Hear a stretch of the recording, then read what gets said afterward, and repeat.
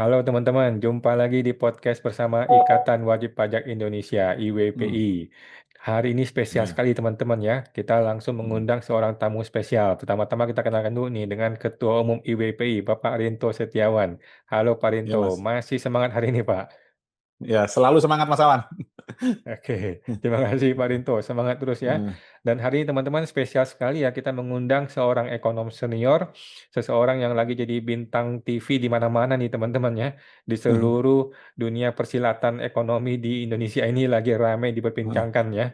Eh, Yaitu Bapak Yanuar Rizky. Halo Pak Yanuar, apa ya, kabar hari ini Halo Pak? Mas. Sehat-sehat Pak? Nah, sehat Mas, Alhamdulillah. ya, Baik-baik ya Mas, ya, Mas Rinto juga. Ya. ya, ya, Baik, terima kasih Pak Yanuar sudah bersama kita ya, teman-teman.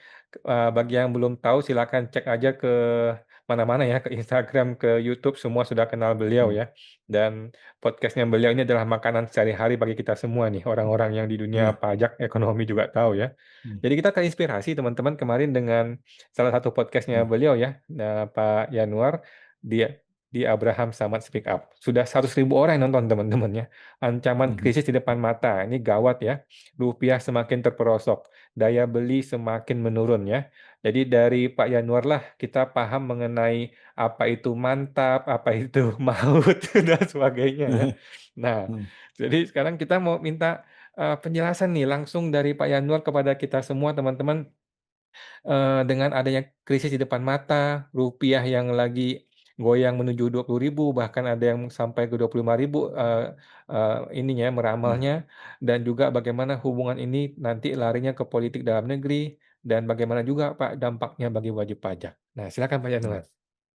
Baik, pertama begini ya. Pertama kalau kita lihat ya, tahun lalu itu mungkin dari apa IWPI ini juga cukup paham ya, bahwa tahun lalu itu Ya, kan sebetulnya APBN kita terlambat ya. Nah, kemudian juga lambat. setelah itu ada beberapa program efisiensi anggaran, refocusing Ya, anggaran dan sebagainya lah. hmm, Nah, inti soal pada waktu itu kan sebetulnya terjadi yang namanya penurunan penerimaan negara.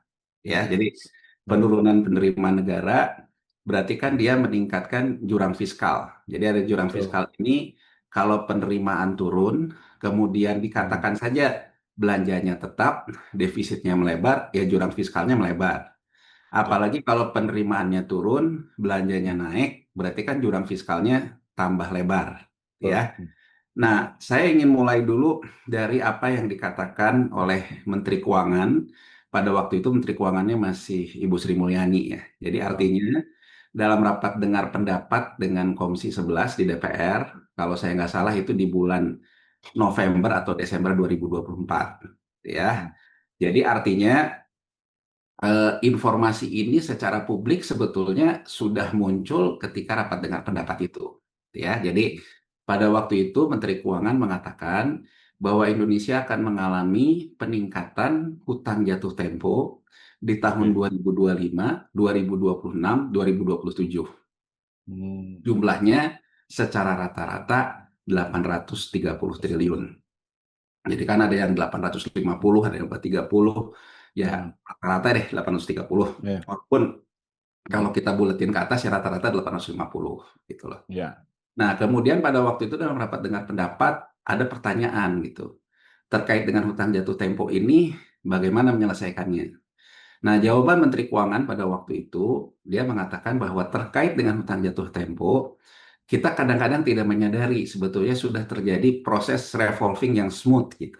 Nah, kan bahasanya begitu ya. Jadi artinya hmm, apa sih revolving itu? Revolving itu artinya bahwa hutang lama yang jatuh tempo akan dibayar dengan hutang baru. Ya, hmm, jadi artinya di revolving itu ya ya, ditukar lah hmm, dengan hutang baru. Ya, ya, gali lubang tutup lubang lah kalau bahasa ya, gampang. Jadi artinya ya, ya, saya ada hutang ya kalau misalnya kita mau kaitkan sama rumah tangga, saya misalnya ya, pakai kartu kredit. Kartu kredit hmm, saya mentok nih karena saya nggak bayar. hmm, Jadi artinya saya kena ya, kena batas plafon. atas, Kan saya ya bisa aja limit, Mbak, ngomong kena limit. Saya hmm, bisa aja ngomong ke hmm, banknya, eh, tolong dong dinaikin limitnya hmm, lagi. Kalau itu kan oh, namanya restructuring. Jadi artinya ah, oke, direstrukturisasi, plafonnya dinaikin. Jadi hmm, revolving itu kan bisa bisa restructuring, bisa juga memang proses buyback gitu ya. Bisa ya, juga memang nukar dengan hutang baru.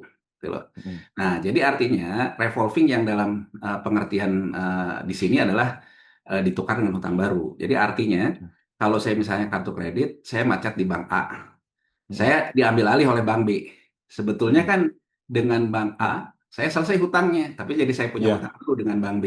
oke. Tapi kan tentu di dunia ini pasti ada harganya segala sesuatu, entah itu bunganya Iya. mahal gitu ya, entah itu Eh, memang ada apa ya ada hal-hal yang jadi negosiasi baru lah. Nah, pada waktu itu saya sendiri sudah komentar di mana-mana gitu ya.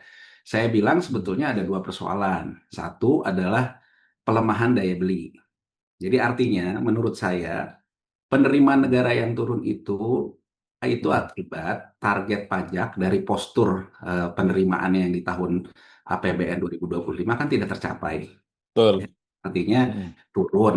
Nah, Mm. kalau turun itu menurut saya itu sinyal terjadinya masalah terhadap dua hal. Satu, daya beli, kedua Mm. daya usaha. Gitu loh. Jadi Usaha. artinya kalau kita bicara daya beli, turunnya PPN itu menunjukkan daya beli yang turun. Tapi Mm. kalau kita kaitkan antar perusahaan, itu daya usaha. Artinya kan sebetulnya kalau PPN-nya terkait konsumsi itu daya beli masyarakatnya turun. Kan artinya kalau Mm. PPN yang diterima turun, berarti konsumsi juga turun gitu loh. Betul. Kedua, bisa juga itu terjadi akibat belanja antar perusahaan, jadi supply Mm. chain yang memang menurun. Gitu ya. Mm. Jadi artinya saya bilang bahwa ini sinyalnya adalah terjadi daya beli yang turun.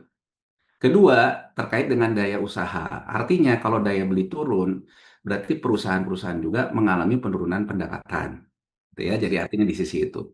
Nah, pada Mm. waktu itu Menteri Keuangan pada yang waktu itu juga Menteri Keuangan Sri Mulyani menyanggah ya banyak karena Mm. bukan hanya saya, ada beberapa ekonom yang mengatakan pelemahan daya beli.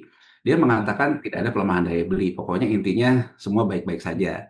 Tapi kan Mm. satu yang tidak bisa dipungkiri bahwa rilis APBN kitanya pun molor di tahun 2025. Ya, ya. Nah, tahu-tahu di Februari 2025 muncullah MSCI ini yang sekarang lagi rame ini kan di saham. Jadi di 2026, Pak? 2025 dia 2000 2025 udah keluar. Oh, Jadi 25 dulu. Oh, 25. kalau Mas Rinto dan Mas Ah, Awan ingat gitu ya, di ah. 2025 tahun lalu di Maret itu bursa juga mengalami auto halting tiga kali sama dengan kemarin mengalami auto halting di Jakarta tiga Hmm. kali. Jadi terkena circuit Hmm. breakers-nya gitu ya. Hmm. Nah, itu juga sama didahului oleh informasinya MSCI gitu ya. Oke. Nah, MSCI pada waktu itu mengatakan bahwa posisi portofolio di Indonesia yang dalam indeks mereka, strategi investasinya tuh direbalancing. MSCI ini kan bukan fund manager, dia kan lembaga riset, lembaga rating saham yang Ya, dijadikan referensi oleh para fund manager lah, termasuk juga ya, ya, mungkin retail juga mereferensi dia. ya. Nah, dia bilang Indonesia strateginya tuh direbalancing dari long ke short. Ya. Artinya apa? Seperti tadi yang dikatakan oleh Mas Awan, yang seperti saya juga telah Hmm. sampaikan di podcastnya Pak Abraham Samad, kalau posisi long dirubah ke posisi short, artinya sebetulnya fundamental kita dianggap melemah. Nah, kalau MSCI kan dia merating saham, artinya dia menganggap kekuatan fundamental emiten dalam menghasilkan laba itu melemah, Ya. gitu ya. Nah, ini sebetulnya segaris juga dengan yang saya katakan bahwa ada persoalan terkait dengan daya beli. Artinya kan pendapatan yang turun berdampak ke korporasi, kemudian juga apa berdampak juga ke supply chain-nya, berdampak ke PPH-nya, gitu ya. Nah, kalau misalnya saja informasi itu tidak benar, kan sebetulnya sesuai dengan aturan Undang-Undang Pasar Modal di negara manapun, MSCI kan bisa dikatakan menyebarkan berita bohong atau berita tidak Ya, benar. Kan betul. yang ada cuma saling bantah di Ya, permukaan ya, internal tapi pemerintah. permukaan, tapi bukan tindakan regulator, tindakan otoritas. Kan Ya, kalau pemerintah sangat confidence ya sebetulnya OJK bisa langsung masuk mengatakan bahwa kamu salah, datanya dari ya, mana gitu. Kan yang ada cuma perang statement gitu ya. Jadi ya, akhirnya sebetulnya ketika terjadi sampai kena circuit breaker tiga kali, itu kalau sesuai dengan aturan pasar modal, kalau informasinya benar, ya memang koreksi itu dianggap wajar, gitu loh. Karena kan ya. informasinya terkait dengan informasi yang berpengaruh terhadap semua saham. Nah, jadi dari sisi itu, saya kemudian juga mengatakan, dan saya udah beberapa kali mengatakan, jauh sebelum ini pun saya di zaman presidennya masih Pak Jokowi gitu ya, jadi artinya di Juni 2026-an gitulah, gitu. Saya pernah mengatakan bahwa Indonesia ini akan mengalami resiko fiskal cliff atau jurang fiskal yang tinggi. Saya mengatakan bahwa fenomena yang sudah mulai muncul di 2023. Jadi gini, Mas Rinto dan Mas Awan ya. Di 2023, jadi kita tuh kan 2022 itu mengalami pemulihan pasca COVID. Iya. Jadi kalau kita lihat angkanya, tax buoyancy kita, jadi artinya pertumbuhan ekonomi diikuti oleh pertumbuhan pajak. Kan kalau angkanya di atas 1, berarti itu positif kan? Artinya pertumbuhan ekonomi diikuti oleh pertumbuhan pajak. Ya, saya tidak memungkiri bahwa di tahun 2022 kondisinya oke. Jadi artinya boleh dibilang setelah COVID itu kita boleh bilang di 2022 itu kita mendapatkan windfall. Gitu ya, artinya windfall-nya datangnya dari mana? Satu, karena pasca COVID, ya, banyak negara melakukan front loading. Jadi artinya negara-negara itu mengalami kecemasan. Karena kan sebenarnya gini, Mas Rinto dan Mas Awan ya, kita harus ingat ya bahwa kalau kita mempelajari sejarah dunia dari mulai sejarah dunia ini di era modern, bahwa yang namanya krisis itu sesuatu yang berulang-ulang terjadi. Yes. Gitu loh. Dan kemudian kalau kita lihat lagi gitu, imperialisme apapun bentuknya sesuatu yang sebetulnya dari dulu ya begitu terus. Jadi artinya perebutan sumber daya yang beda. Kalau era dulu perang fisik, kalau sekarang eranya perang moneter. Jadi seperti juga tadi topik yang ditawarkan tentang moneter gitu ya. Jadi kalau setelah era Bretton Woods Agreement tahun 1944, memang dunia ini berubah posturnya. Jadi posturnya itu bahwa sejak Bretton Woods 1944 yang kemudian melahirkan Bank Dunia, melahirkan IMF, sebetulnya dunia ini sudah meratifikasi kita nggak usah perang lagi deh, damai-damai aja gitu. Tapi sebetulnya dari Bretton Woods Agreements itu terciptalah yang namanya ruling currency atau bracket currency. Jadi SDR IMF itu, Special Drawing Right IMF itu, dari artinya cadangan devisa yang mengacu mata uang IMF lah. Tapi mata uang IMF itu ada basket currency-nya, jadi uang yang dalam keranjangnya. Itu yang disebut dengan Special Drawing Right IMF. Nah, Bretton Woods Agreement itu karena Amerika Serikat menang perang, tapi tentu alasannya bukan karena menang perang. Alasannya adalah karena Amerika Serikat pada waktu itu yang memiliki rasio uang beredar di sisi liabilitasnya, neracanya bank sentralnya. Kan di liabilitas itu ada money in circulation, uang beredar, ya. Ada di situ juga giro wajib minimum perbankan dan sebagainya di sisi liabilitas ya. Nanti di sisi asetnya itu ada emas, ada surat utang pemerintah, ya ada macam-macam. Nah, yang perlu kita pahami bahwa dunia ini tetap tidak berubah sebetulnya menganggap bahwa uang itu adalah sekuritisasi dari emas. Ini nih, jadi kalau kita bicara perang moneter, kita harus paham dulu nih. Perang moneter itu kan mengatur tentang uang beredar, mengatur tentang. Nah, uang sendiri, kalau orang bicara cetak uang, money printing itu, dari zaman, jadi gini, yang harus kita pahami, ya, bahwa emas itu adalah uang yang dimulai di era para nabi. Gitu loh. Jadi, dinar dirham apa ya? Nah, jadi Dinar dari dirham. dari era apa? Makanya kan gini, kelompok Yahudi, kelompok Katolik Roma, kelompok Islam, semua sama pendapatnya tentang emas. Gitu loh. Jadi artinya bahwa ini, jadi kalau teman-teman sempat, saya pernah nonton ini di Netflix ya, ketika zaman COVID kan kita kerjaan cuma nonton-nonton aja gitu ya. Jadi saya pernah lihat dalam dokumenter gitu, dalam dokumenter itu ini yang dikatakan oleh Hitler gitu ya, jadi oleh Hitler dikatakan bahwa sebetulnya bahwa kita itu bisa merebut kembali kekalahan yang kita rasakan di Perang Dunia Pertama, memanfaatkan terjadinya krisis di Wall Street tahun 1929, tapi kita harus menguasai yang namanya emas. Karena uang itu refernya ke emas. Oke. Nah, jadi di era saat itu muncullah undang-undang yang dikeluarkan oleh Franklin Roosevelt, Presiden Amerika yang terpilih pada saat Great Depression. Dia merevaluasi harga emas yang tadinya 20 ons per 20 US dollar per ons per tray gitu ya. Direvaluasi sebagai undang-undang menjadi 35 US dollar per troy. Nah, akibat itu neracanya The Fed itu di sisi asetnya terevaluasi by law gitu. Jadi kalau misalnya saya tadinya punyanya itu cuma emas itu 100 lah, tinggal kaliin Ya. 100 kali 20 ya Hmm. 2.000 kan. Karena Ya. evaluasi harganya pakai undang-undang 35 menjadi 5. 3.500 kan gitu. Terus ya. Nah, karena sisi itunya tuh bisa nambah direvaluasi, maka Amerika Serikat itu tidak terjadilah mengulang sejarah mereka yang pernah gagal bayar hutang di tahun 1864. Nah, jadi kalau sekarang kita mau ngomong, negara yang pernah gagal fiskal itu banyak. Salah satunya yang pertama kali gagal fiskal dalam artian gagal bayar hutang, ya Amerika Serikat sendiri. Oh. Itu terjadi di tahun 1864, pasca perang sipil di mereka, Civil War.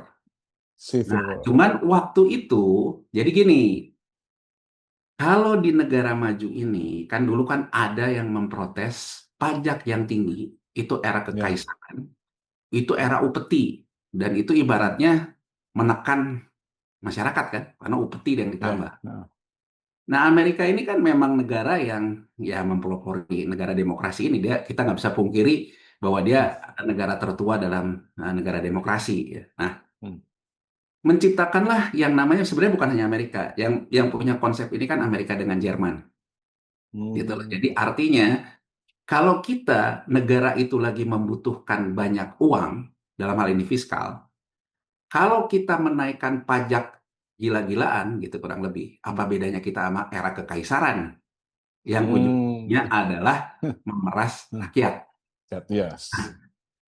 Tapi gimana dong caranya? Gimana caranya itu salah satunya ya udah kalau gitu kita minjem uangnya rakyat. Jadi kalau kita ngomong konsep pertama kali dari surat utang itu adalah instrumen negara dengan warga negaranya. Kita belum bicara nih globalisasi dulu nih Mas Awan. Jadi artinya di tahap awal sejarahnya muncul yang namanya hutang itu adalah instrumen antara negara dengan warga negaranya. Kalau itu terkait dengan pajak, kalau tidak terkait dengan pajak, hutang. Gitu loh. Bedanya apa? Kalau pajak cost, artinya biaya bagi warga negaranya. Kalau hutang itu bunga, dalam hal ini pendapatan. Gitu loh. Nah, jadi artinya kalau sekarang saya butuh biaya fiskal yang besar, tapi saya tidak mau mengakibatkan pajak yang tinggi, maka saya akan menggunakan instrumen surat hutang. Sun, Pak ya? Sun atau apapun. Nah, intinya adalah, makanya kalau teman-teman lihat, banyak orang yang mengatakan, kalau ekonominya lagi melambat, bebasin aja pajak turunin, agar ada terjadi relaksasi. Nah, ini konsep yang sebenarnya berkembang dari era ini nih. Jadi artinya, kalau kita ingin mengakibatkan ekonomi itu terhambat karena terlalu banyaknya, dalam tanda petik upeti dan pajak, maka pajak direlaksasi. Nah, cara kita menyerap uang masyarakat yang berlebih, kita berhutang ke masyarakat. Itu konsepnya, gitu ya. Jadi artinya konsepnya bahwa yang namanya sumber pembiayaan itu ada dua, itu dimulai di era-era itu, gitu ya. Nah, kemudian Amerika Serikat ini terjadi perang sipil di antara mereka, Civil War, gitu ya. Nah, akibat pembiayaan perang sipil itu yang besar, maka defisit fiskal cliff pemerintahan Amerika Serikat itu melebar. Besar lah, gitu loh. Karena membiayai perang itu. Nah, terjadilah gagal bayar pertama di tahun 1864. Gagal bayarnya ke siapa? Ke warga negaranya sendiri. Nah, kalau kita lihat dalam sejarahnya, dia gagal bayar apa? Dia gagal membayar koin emas. Nih, sekali lagi emas nih. Jadi, koin emas yang menjadi, ya jadi gini, kalau hutang jatuh tempo di era itu Pemerintah itu harus membayarnya itu dengan koin emas. Hmm. Gitu loh. Hmm. Nah, terjadilah kegagalan koin emas pada waktu itu karena balik lagi kenapa emas jadi referensi itu kan karena dia dianggap sumber daya Ya, yang ya itulah itu kalau itu ya, teori tentang emas lagi gitu. Tapi ya, ya. pada waktu itu terjadilah gagal bayar itu karena tidak bisa memberikan koin emas untuk membayar hutang ke warga negaranya. Nah, dari situ singkat cerita Roosevelt, Franklin Roosevelt, dia nggak mau. Kita masa di era Hmm. ini gagal bayar hutang lagi. Dan Hmm. hutangnya sudah tidak sesimpel tahun 1864. Hmm. Jadi bukan lagi antara pemerintah Amerika Serikat dengan warganya. Ada juga yang dibeli oleh Ya. Inggris, ada yang dibeli itu. Jadi mulai namanya Oh. cerita-cerita tentang globalisasi dan sebagainya. Benar. Gitu ya. Nah, jadi Hmm. pada waktu itu direvaluasilah si harga emas itu. Hmm. Direvaluasi harga emas itu dia memungkinkan melakukan apa yang disebut dengan revolving. Jadi surat utang yang jatuh tempo ditukar dengan penerbitan surat utang baru. Kenapa dia bisa Hmm. melakukan itu? Karena money circulation-nya, rasionya si emasnya bukan nambah jumlah emasnya, tapi direvaluasi. Gitu Hmm. loh. Ya. Nah, cara cara cara pandang kita tuh di mana mulai perang moneter itu, ya. Hmm. Nah, akibat revaluasi ini yang tadinya tuh lawannya. Jadi kalau kita ngomongin upaya tentang dedolarisasi, ya pada Hmm. waktu itu juga terjadi upaya dedolarisasi yang dilakukan oleh Jerman. Hmm. Gitu loh. Nah, cuman kan kembali lagi, makanya saya selalu punya keyakinan seperti juga kalau apa di podcast saya selalu bilang, dedolarisasi berdasarkan sejarahnya hanya bisa dilakukan kalau menang perang. Oke. Itu loh. Jadi Ya. artinya bahwa menurut pendapat saya bahwa kalau kita mengatakan dedolarisasi itu kalau memang serius maka perang soal waktu. Itu kan saya selalu katakan gitu. Ya. Hmm. Jadi kan menurut saya upaya yang paling serius melakukan dedolarisasi ya pernah dilakukan di era-era Perang Dunia Kedua itu, Hmm. gitu ya. Dan Jerman kalah kan. Setelah Jerman Ya. kalah itu, maka sebetulnya dunia kemudian berubah, melahirkan IMF, melahirkan Bank Dunia. Tapi Hmm. kembali lagi, kita nggak bisa berharap dunia ini hidup dalam keadilan. Hmm. Jadi saya ingin mengatakan bahwa manusia itu memang tabiatnya serakah. Tekah. Hmm. Tabiatnya itu manusia itu memang ingin dominan. Hmm. Jadi tabiat menjajah, tabiat itu tuh memang ada, itu sifat manusia. Hmm. Jadi walaupun kita ngomong bahwa melahirkan multilateral, tetap saja yang Hmm. namanya IMF, voting Hmm. right-nya ditentukan siapa yang ada dalam SDR IMF. Hmm. Nah, karena hitungannya pada waktu itu menggunakan rasio emas, tentu Hmm. alasannya bukan karena menang perang, gitu loh. Hmm. Alasannya karena Amerika Serikat yang memiliki Oke. rasio Hmm. emas tertinggi. G. Itulah Hmm. kemudian sejarah Amerika Serikat menjadi ruling currency. Hmm. Nah, di era setelah itulah muncullah era perang moneter. Hmm. Jadi artinya bagaimana menguasai negara lain bukan lagi pakai perang fisik, tapi pakai instrumen Ya. moneter. Oke. Nah, instrumen moneter yang dilepaskan ini apa? Surat hutang. Hmm. Jadi artinya bahwa negara itu Hmm. dia membutuhkan pembiayaan fiskal, maka dia membiayainya lewat pajak, lewat hutang. Hmm. Tapi untuk negara-negara berkembang, kalau sekarang menambah basis pajak, loh masyarakatnya ibarat kata Ya, wes. usaha Megap-megap, Pak, ya. megap-megap kan tidak mungkin, ya nggak? Ya, ya, ya. Menaikkan pajak gede-gedean tidak kondusif buat iklim investasi, kan kurang lebih gitu loh. Ya, betul. Nah, akhirnya penjajahan neo-imperialisme itu terjadi lewat rezim hutang. Hmm. Hmm. Nah, bagaimana Oke. negara-negara ini kemudian berhutang ke pasar surat utang komersil yang kurang lebih bandarnya di situ. Nah, jadi dari sisi itu saya melihat bahwa sebetulnya kalau penerimaan negaranya turun, Hmm. hutang jatuh temponya naik, maka kita Hmm. bisa aktif. Hmm. Nah, saya kemudian mengatakan di banyak tempat peristiwa yang terjadi di Meksiko tahun Hmm. 1978. Hmm. Di Meksiko tahun 1978 itu, Meksiko dia punya debt to GDP rasionya di tahun 77, 78 bahkan ketika dia gagal bayar bunga, itu debt to GDP rasionya 33%. Jauh lebih baik dari yang kita banggakan hari ini. Kita bangga hari ini kan 44%. Ya, ya. Jadi kalau Menteri Keuangan Purbaya mengatakan, harusnya kalian tuh muji-muji saya loh. Debt to Ya. GDP saya tuh 40%. Ya kan? Eh, Di negara lain 60%, Singapura 100 dan sebagainya. terus, ya. Amerika segalanya. Tapi saya juga ingin mengingatkan Pak Menteri, kalau ukurannya itu tahun 78, Meksiko itu 33%, jauh lebih baik dari kita. Tapi dia mendadak di tahun 78 gagal bayar bunga. Di tahun 80 gagal bayar pokok. Akibat yang terjadi di Meksiko mengakibatkan krisis Amerika Latin. Nah, saya mengatakan sinyal bahwa terjadinya lonjakan hutang jatuh tempo berarti akan terjadi lonjakan belanja rutin kan? Karena bayar hutang itu belanja rutin, bunganya pun belanja rutin. Nah, terus saya mengatakan kalau di 2024 hutang barunya itu kan cuma hutang yang jatuh temponya itu 400 triliun. Jadi saya poinnya pada waktu itu mengatakan kalau 850 dua kali lipat untuk hutang jatuh temponya sendiri. Belum bunganya 550 kan.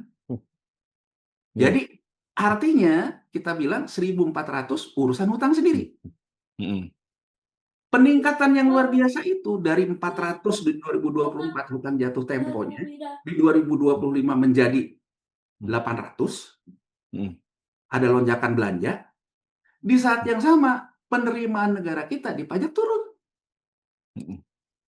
Jadi saya mengatakan, hati-hati nih Indonesia nih. Di 2025, 2026, 2027 akan mengalami fiscal cliff.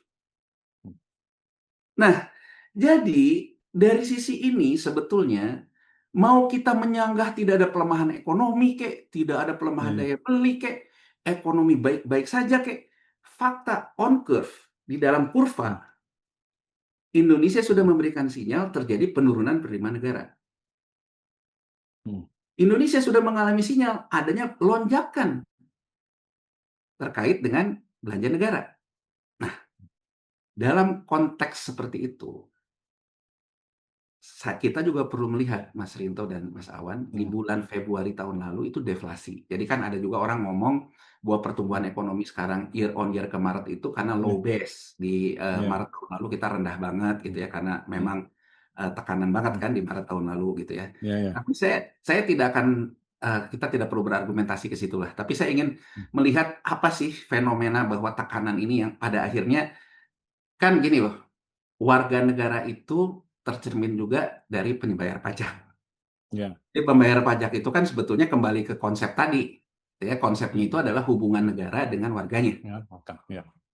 Kalau kita ngomong surat utang kita sekarang nggak persis seperti itu. Beda dengan tahun 1864 di Amerika Serikat kan. Jadi artinya yang pegang surat utang kan ada Bank BRI, ya kan, ada asing. Nggak bisa itu dicerminkan sebagai warga negara ansih gitu ya. Tapi kalau pajak ya udah jelas itu terkait dengan negara. Jadi sebetulnya kalau penerimaan negara dari PPN dan PPH turun, maka warga negaranya menurut saya juga dalam tekanan. Nah, saya kembali lagi. Di 2023, tax Beyoncé-nya di bawah 1. Setelah sebelumnya mengalami windfall. Jadi kalau sekarang kita mau melihat, Mas Rinto dan Mas Awan, di tahun 2022 itu, persis dengan apa yang terjadi di Meksiko. Meksiko itu akibat Presiden Nixon di Amerika Serikat, melepaskan kebijakan Roosevelt tentang emas, dan menggantinya dengan yang disebut dengan petrodolar, itu mendorong harga minyak itu dari tahun 71 sampai 77 go to the moon kalau bahasa Pak Menteri sekarang. Tinggi naik. Nah, Meksiko pada saat harga minyak yang tinggi itu dia berhutanglah ke pasar. Makanya debt to GDP rasionya itu juga rendah 33. Dan dia nggak ada masalah karena selama ini memang penerimaan dari migasnya itu tinggi. Nah, begitu di tahun 78 hutang jatuh temponya naik tinggi, biaya bunganya naik tinggi, harga minyaknya jatuh dari go to the moon jadi go to dasar laut. Ya kan? Nah, Yes, saya yes, yes. mengatakan memang kita Hmm, tidak se-ekstrim itu. Tapi kan Meksiko mengalami yang namanya fiscal cliff dan jadi bencana ketika penerimaan negara turun, mm-mm. belanja naik. Ya, ya, ya, ya, Nah, sinyal itu kan udah mulai tampak. Penerimaan negara ya. kita turun, Mm-mm. belanja kita naik. Bener. Cor-coran, Pak. Berjoran. Nah, jadi saya melihat bahwa sebetulnya pada waktu itu di 2022 kita Hmm, juga mengalami yang namanya windfall. Akibat apa? Satu, harga amoniak.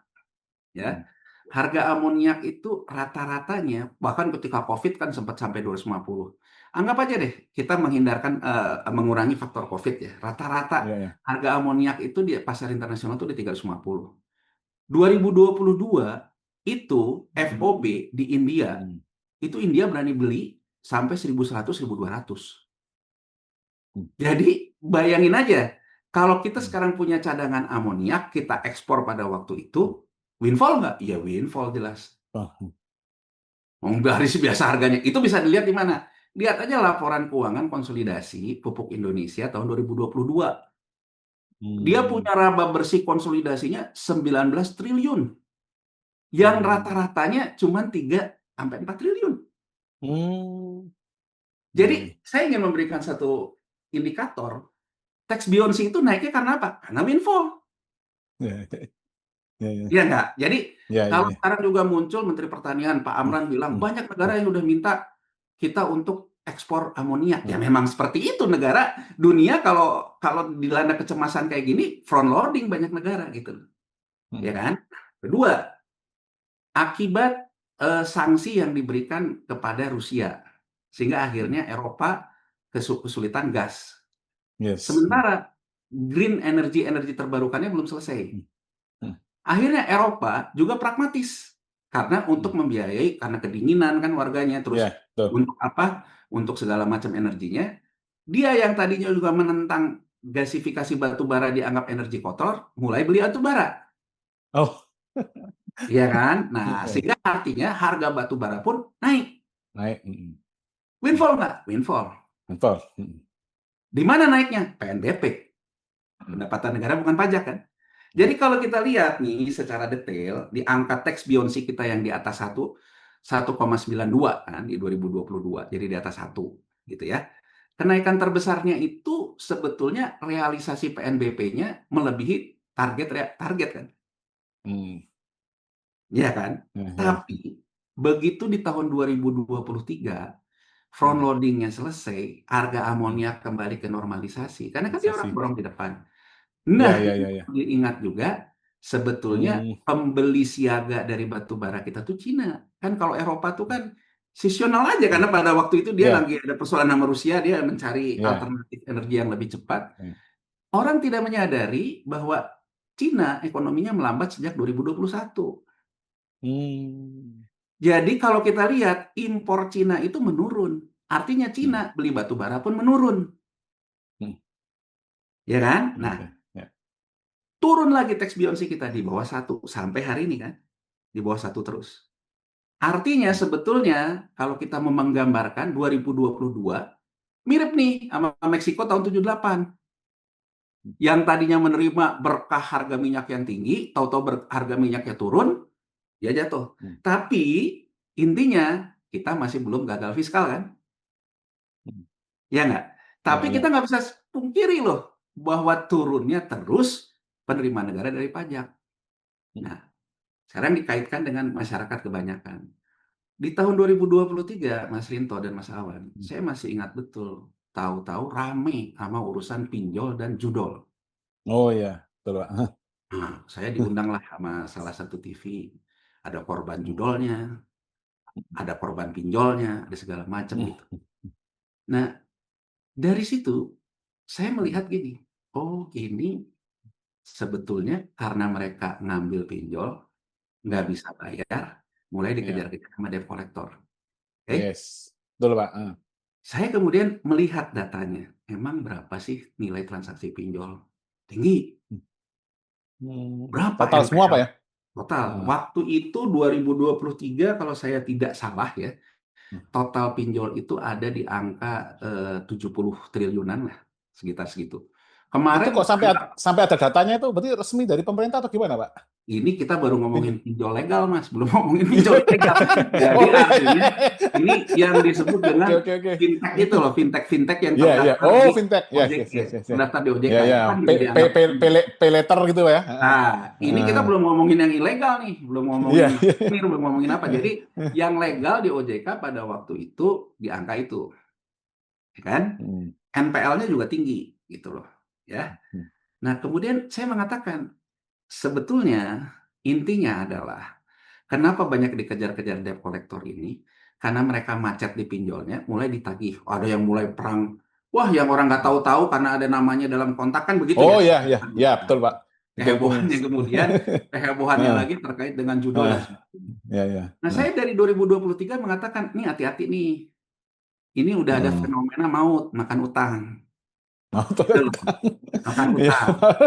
Dan saya bilang sejak 2019 sebelum COVID terjadi sinyal mantap makan tabungan. Mana pengen? Oh. Jadi Pak, tadi belum disebutkan, Pak, berapa angka yang pinjol tadi, Pak, yang resmi tadi? Itu belum disebutkan, pinjol Pak. di Sekitar tahun berapa? 2023 nilai transaksi totalnya kalau saya nggak salah tuh waktu itu udah 70 triliunan. 7 betul ya, siap. Nah, NPL-nya udah 3, sekian. Ya, ya. 3, hampir 3,5 atau 3 berapa gitu dari 2023. Nanti kalau butuh datanya nanti saya kasih karena saya Siap. agak lupa di 2023 berapa. Ya. Nah, ketika 2019 ya data LPS itu menunjukkan tabungan ya yang paling menguasai jumlah uang beredar di deposito itu yang nominalnya di atas 5 miliar ke atas Oke. yang tumbuh. Jadi yang tabungannya bertambah tuh yang nilainya tuh 5 miliar ke atas. Ya. Ya. Tapi dari populasinya itu nggak sampai 2%-an tuh nggak sampai gitu. Jadi Oke. hampir 90% masyarakat kita tuh punya tabungan dalam kategori 100 juta ke bawah.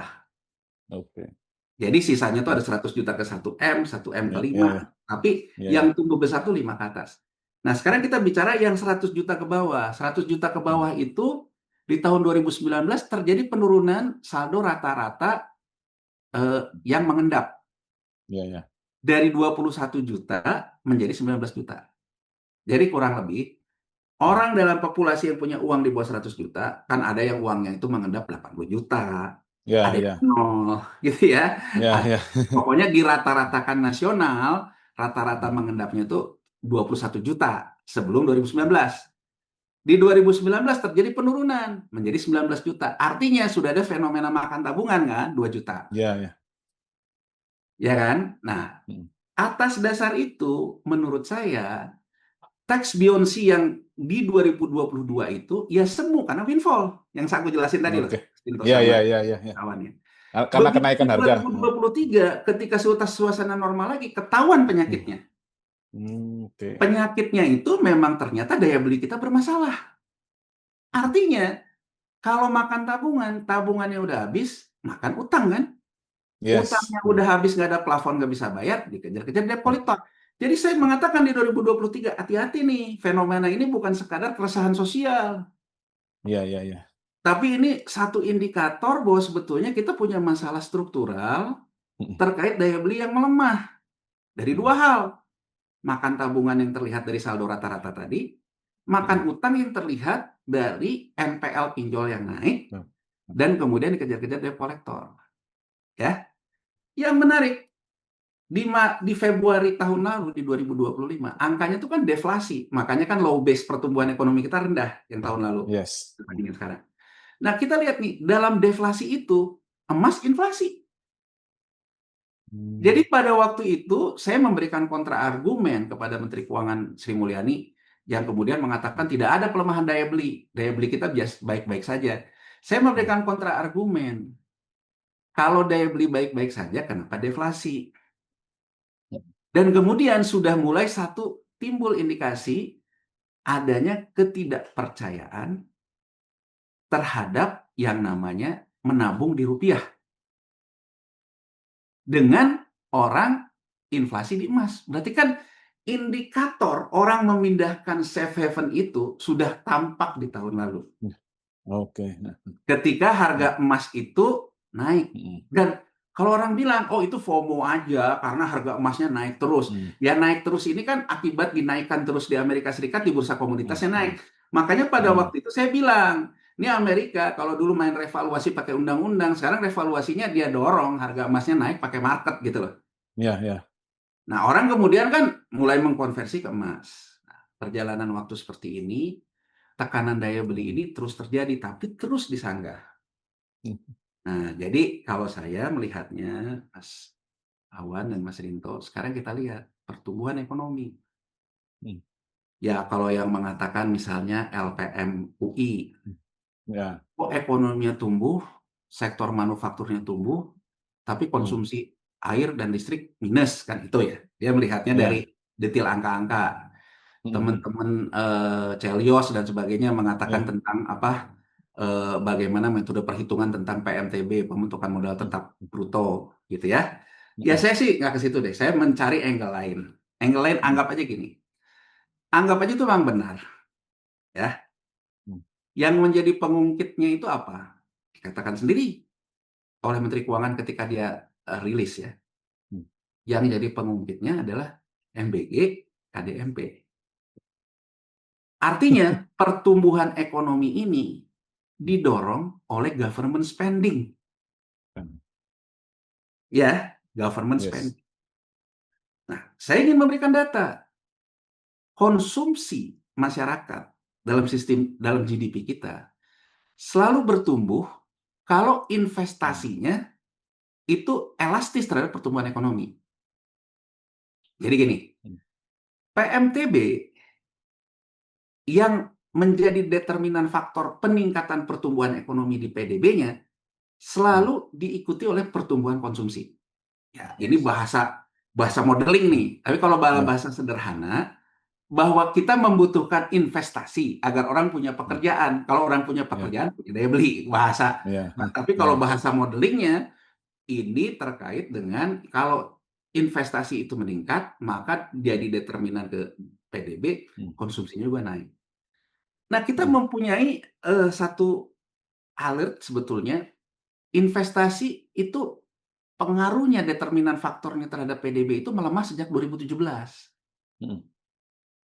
Digantikan oleh siapa? Oleh belanja pemerintah. Jadi sebetulnya pola-pola seperti ini nih terjadi sejak era pemerintahan Jokowi.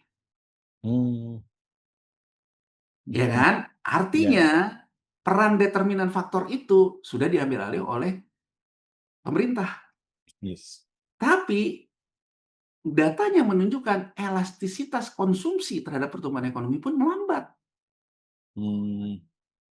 Jadi kurang lebih aku ingin mengatakan, kalau KDMP, kalau MBG, kalau Mas Awan, Mas Rinto, kebagian 5 titik MBG, dapur SPBG, kebagian 2 proyek gudang KDMP, aku yakin saya, Mas Awan dan Mas Rinto akan mengatakan, bener, ekonomi baik-baik saja kok, pertumbuhan ekonomi. Jadi, nggak usah kita ngomongin, ya Anda pasti akan ngomong pertumbuhan ekonomi baik-baik saja, karena Anda kecipratan uangnya. Gitu loh, Anda kecipratan uangnya.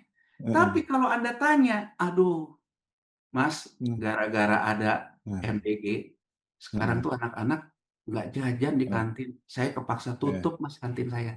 Artinya, Mas Rinto yang dapat SPPG sudah menjadi predator. Membunuh warung di sekolah. Jadi ekonomi selalu bicara, ada yang diuntungkan, ada yang dirugikan. Jadi kalau Menteri Keuangan Purbaya mengatakan, ekonom-ekonom yang nyinyir itu karena dia nggak punya kerja atau dia tetangganya nggak punya kerja. Yes, Pak Menteri. Yes. Artinya Anda sendiri mengakui bahwa MBG juga menciptakan orang yang tidak bekerja dong, artinya. Kurang lebih loh. Kurang lebih saya ingin mengatakan itu loh, bahwa MBG ternyata belum mampu menjawab untuk menyerap lapangan kerja secara luas. Sekarang saya membaca konseptualnya apa? Kontekstualnya, coba kita lihat. Realisasi anggaran kita, silpanya, sisa anggaran lebihnya. itu 17 triliun kan. Rendah loh. Silva kita nggak pernah serendah itu loh. Iya. Ya kan? Bahkan tahun lalu, di Maret tahun lalu itu 157. Ya. Terus kita lihat, kalau defisitnya melebar, artinya akan diatasi oleh hutang kan? Kan gitu teorinya. Kan kalau defisit Yes. melebar, diatasi oleh hutang. Atau ya pajak ya kayak berburu di kebun binatang kan gitu loh. Jadi artinya kan bahwa apa? Ya kan kalau defisit melebar, kalau nggak mau dari hutang ya pajak berburu di kebun binatang kan. Ya, Ya. berburu di kami, Pak. Kami kan kata Berburu di pajak. kebun binatang. Tapi kan sekarang langkah paling simpel adalah akan berburu di hutang, gitu ya. Coba kita lihat. Datanya menunjukkan rasio rata-rata bit rasio ketika pemerintah di kuartal 1 memberikan masuk ke pasar surat utang. Kalau pemerintah butuh 100, yang masuk itu 250, 2,5 kali. Itu rata-rata. Bulan apa tuh, Pak? Di Bulan kuartal 1, kuartal 1, 2, 2025, 2024 ke belakang. Oke. Jadi Ya. kalau kita lihat rata-ratanya itu 2,5 kali. Oke. Jadi kalau sekarang kita mau ngomong SAL yang diributin itu kan akumulatif dari Silpa. Silpa itu akumulatif dari mana? Dari front loading hutang. Jadi kurang lebihnya kan gini loh. Kalau sekarang saya masuk ke pasar surat utang. Oh, yang minat 250. Udah deh, saya ambil semua deh. Mumpung bunganya murah kek. Atau front loading kek. Siapa tahu nggak dapat di kuartal 2, kuartal 3. Nah, sisa-sisa Silpa dari front loading hutang ini, itulah masuk ke SAL kan? Yes. Jadi kan kalau kita lihat sekarang ya kita uji aja. SAL kita itu dari kelebihan pajak atau dari kelebihan pembiayaan dari hutang. Menurut saya dari kelebihan pembiayaan dari hutang. Betul loh. Ya kan? Karena di front loading. Nah, di Maret 2026 kemarin, rata-rata bit rasionya tuh 1,46 loh. Hampir turun setengah loh, Mas. Jadi artinya di saat penerimaan negara kita tambah turun, belanjanya tambah naik, tapi minat orang untuk membiayai defisit ini menurun. Kalau dulu masuk 100, masuk 250, 2,5 kali. Sekarang butuh 100, yang masuk 140. Nah, kalau kita lihat lagi datanya, dalam penyerapan SBN di kuartal 1 ini, yang naik Bank Indonesia. Bank umum domestik mulai turun. Apa yang bisa kita baca, Mas Rinto dan Mas Awan? Kita membutuhkan asing. Sementara asingnya tetap tidak beranjak, malah masih turun sedikit di SBN ini. Ini yang bisa menjelaskan kenapa rupiahnya melemah. Artinya bahwa asing ini melakukan repricing. Kalau sekarang SBN itu, maaf ya Mas, kalau sekarang SBN itu terkait dengan repricing itu terkait dengan suku bunga yang ditentukan oleh pasar uang antar bank di US dollar. Ya. Artinya kalau sekarang kita mengatakan bahwa SBN-nya dicekek oleh Bank Indonesia, bank umum di domestik, yield-nya pun bisa ditahan di sekitar 6,7, 6,8, masuk ke pasar surat utang baru di harga segitu. Rupiahnya dibuat melemah ini, seolah-olah asing itu mau ngomong, oke, saya boleh aja masuk. Tapi sekarang suku bunga pasar uangnya itu US dollar segini. US Treasury aja dalam dolar udah 4,24,5. Nah, angka yang paling presisi kita melihat ini tuh apa? Bank BNI. Bank BNI itu kemarin global bond US dollar yang dia terbitkan 2021 jatuh tempo. Jumlahnya 500 juta US dollar. Masuklah dia ke global bond US dollar di Singapore Exchange sejumlah 700 juta US dollar. Yang jadi lead pemberitaan, asing masih percaya sama Bank Himbara, pemerintah. Karena 3,5 kali bit rasionya obligasi US dollarnya BNI. Saya lihat baca berita itu penasaran, emang berapa ya bunganya? Bunganya 7,5%, Mas, dalam dolar. Terus yang di revolving, yang ditutup diganti dengan hutang baru di 500 juta yang tahun 2021 itu berapa bunganya? 4. Ini menggambarkan artinya apa? Investor itu kalau situ mau revolving hutang yang 830, ya bunganya dalam $12 aja udah pasti di atas 5 karena US Treasury aja 4,5. Kalau Anda tawarin rupiah 6, sementara volatility rupiah ke US dollarnya aja udah 9, 8, 7 sampai 8, kurang lebih dia berkomunikasi. Ya nggak bisa segini dong. Tapi karena pemerintah ini ingin menunjukkan juga ekonomi baik-baik saja, stabil dan sebagainya, gitu loh. Dia tetap memaksakan masuk ke pasar surat utang dengan yield yang ada. Nah, yang terjadi apa? Nggak laku. Nah, nggak laku. Semakin dia, tapi di depan kurva, orang melihat Indonesia cepat atau lambat membutuhkan asing lagi untuk membantu dia. Kenapa? Karena sinyal tadi, Mas. Bank umumnya mulai turun. Artinya kemampuan bank umum domestik untuk jadi standing buyer SBN semakin menurun. Nah, dari sini kita dapat gambaran, Mas. Pertumbuhan ekonomi, ya. Kemana? MBG, KDMP, ya. Dibiayai oleh apa? Utang. Ya kan? Nah, utang ini kemudian, kenapa tidak ada kaitannya sama rupiah? Ya kan yang saya jelaskan. Ekspektasi di luar domestik, bunganya tinggi. Nah, sekarang dampaknya terhadap wajib pajak. 2 hal menurut saya. Satu, kalau pemerintahan ini pusing, 7 keliling, ya udah deh, berburu di kebun binatang aja deh. Pajak deh, dinaikin deh. Coba yang nggak disiplin-disiplin, inilah, kan nuansa itu kan muncul ya. Pemblokiran Kemudian, rekening, Pak, sekarang. Pemblokiran rekening. muncul terkait ada ide dari DPR, restitusi itu ditahan aja. Ya, kalau saya pendapat saya itu sederhana sih. Saya tidak memungkiri ya bahwa di restitusi itu mungkin terjadi apa yang disebut dengan ya yang disebut Menteri Keuangan dan sebagainya. Tapi kan gini Mas, sama aja dengan gini loh. Kalau saya lurah di satu desa, saya dilaporkan, Pak, lumbung padi kita ada tikus. Oh, kalau gitu bom aja lah pakai bom atom. Oh, bukan hanya tikusnya yang mati, masa padi-padinya hilang kan? Gitu loh. Jadi saya ingin mengatakan gitu loh. Masa persoalan restitusi yang ini akhirnya berdampak ke orang yang banyak yang memang mengandalkan restitusi itu untuk bayar gaji misalnya.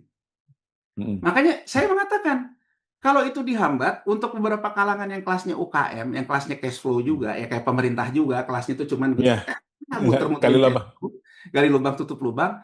Begitu restitusi yang biasanya selalu dia terima, dia mulai nggak bisa bayar gaji kan, Mas? Karena restitusi tertahan. Saya punya argumen, apa bedanya dong kalau gitu?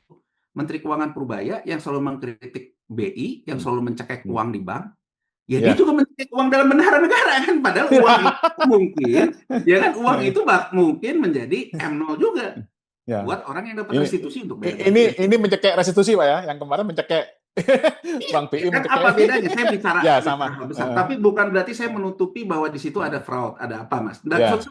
Ya kalau memang ada itu, ya penegakan hukum aja di situ, tapi jangan mengeneralisir gitu loh. Ya kan, apalagi sampai DPR juga mengatakan bahwa restitusi itu ditahan aja kan, kurang lebih lah dengan dibantu undang-undang. Kedua, PNBP. Ya kan, PNBP kembali lagi kan.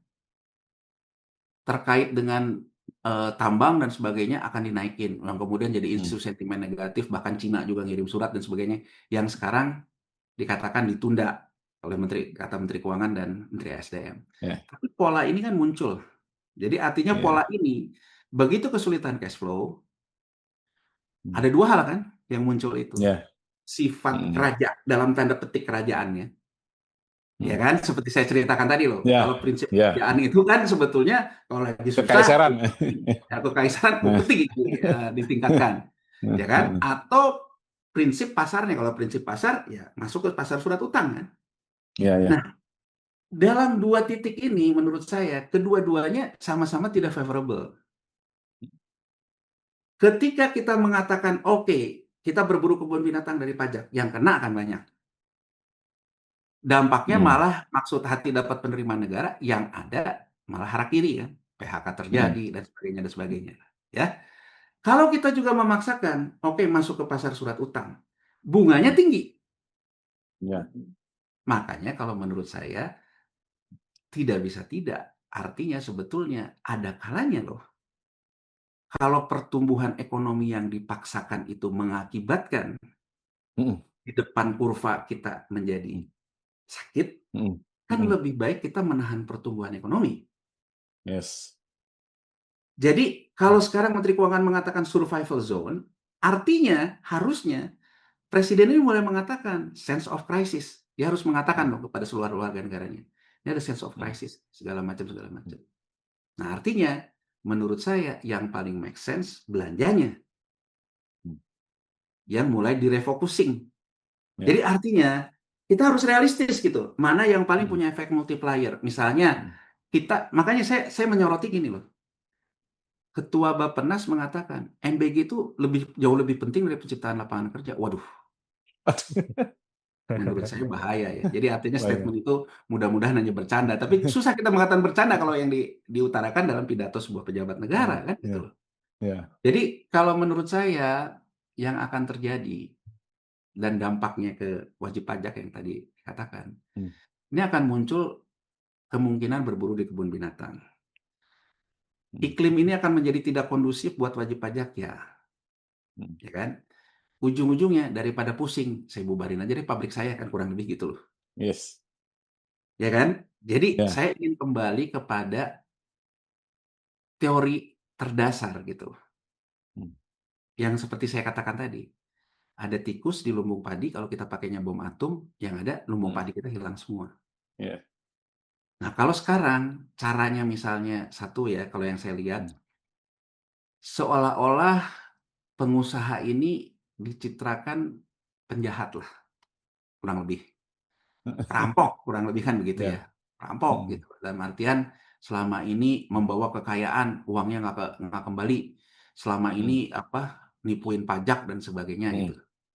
Selama ini Anda udah dapat lebih banyak, makanya sekarang akan dinaikin PNBP-nya. Ya menurut saya, logika sederhananya, semakin Anda kuat, Anda akan semakin capital outflow.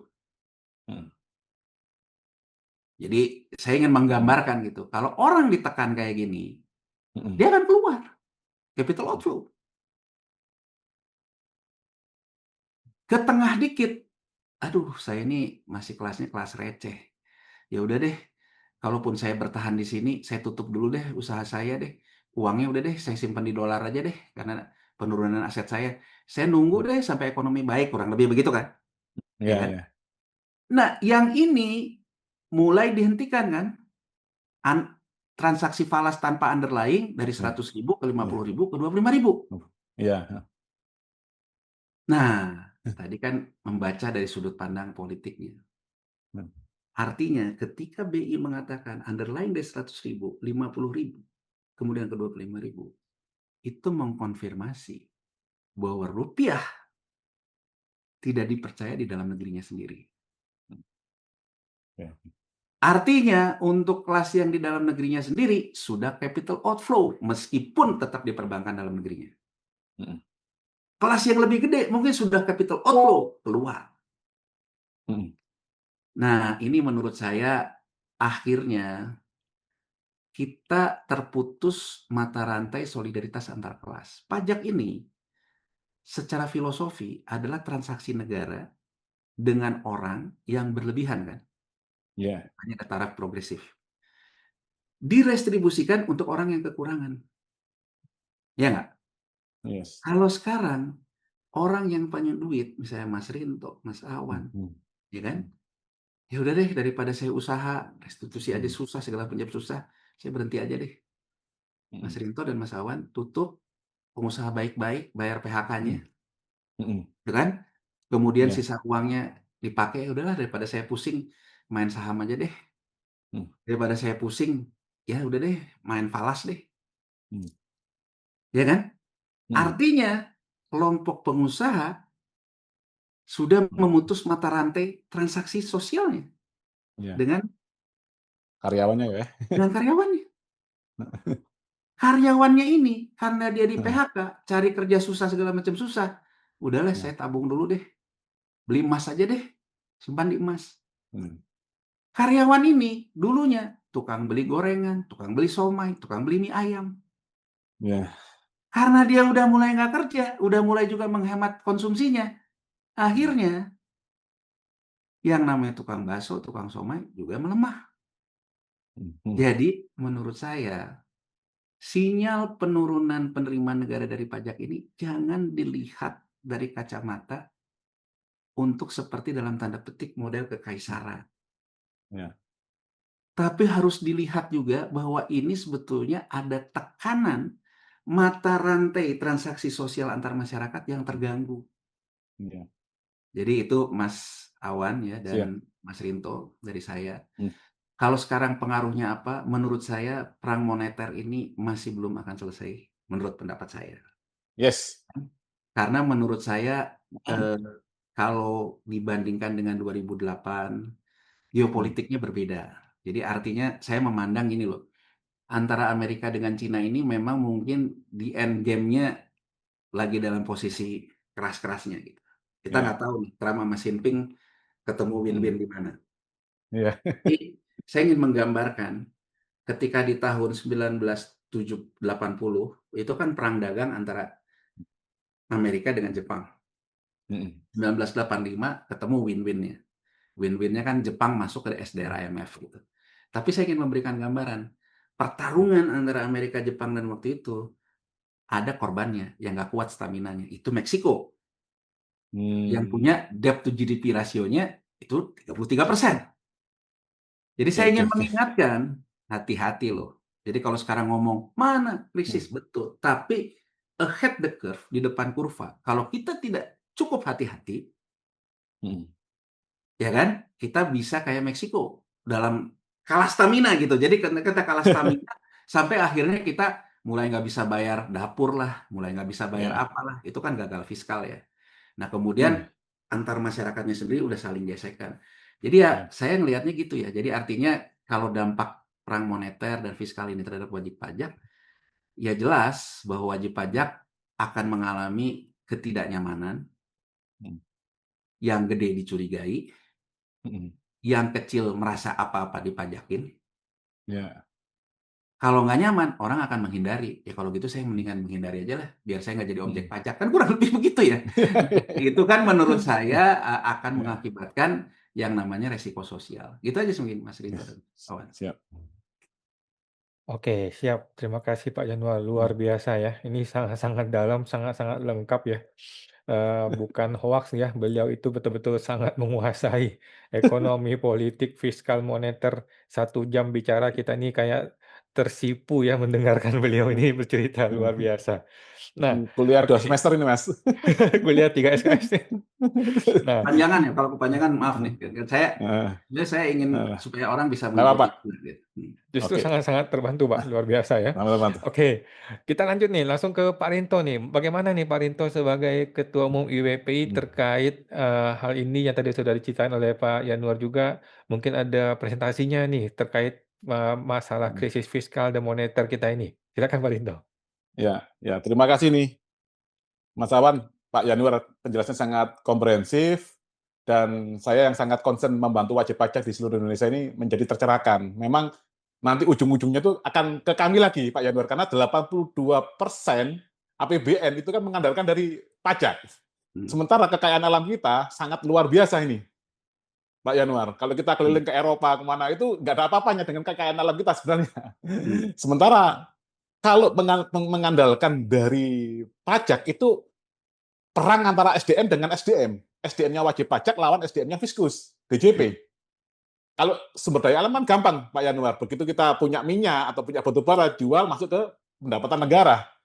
Simple untuk mewujudkan kemakmuran rakyat. Nah, cuman kan sekarang keadaannya kan sudah 82% dari APBN, pasti ujung-ujungnya ke wajib pajak ini.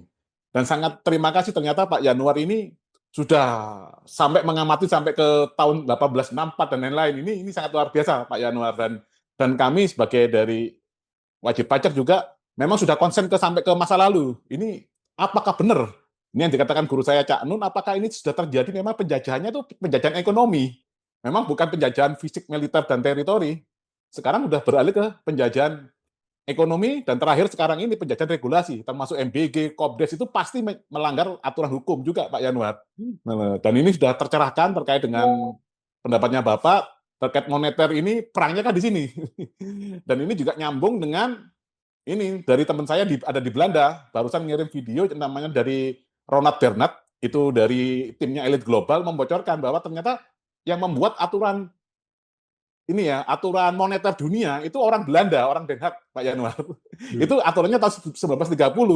Jadi kan ini kan mendekatin 1945 kita merdeka tapi kita udah dijerat secara ekonomi ini.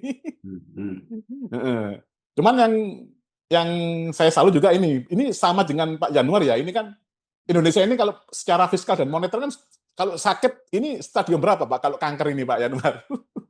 Ya sebetulnya sih kalau menurut saya kalau saat ini sebenarnya di fiskal itu kan udah tampak ya, gitu loh. Jadi artinya gejala-gejala ini udah kelihatan. Tapi kan kalau kita menyanggah terus stadiumnya akan naik, gitu ya. Iya. Stadiumnya akan naik kan sebetulnya terkait dengan juga tekanan eksternal ya.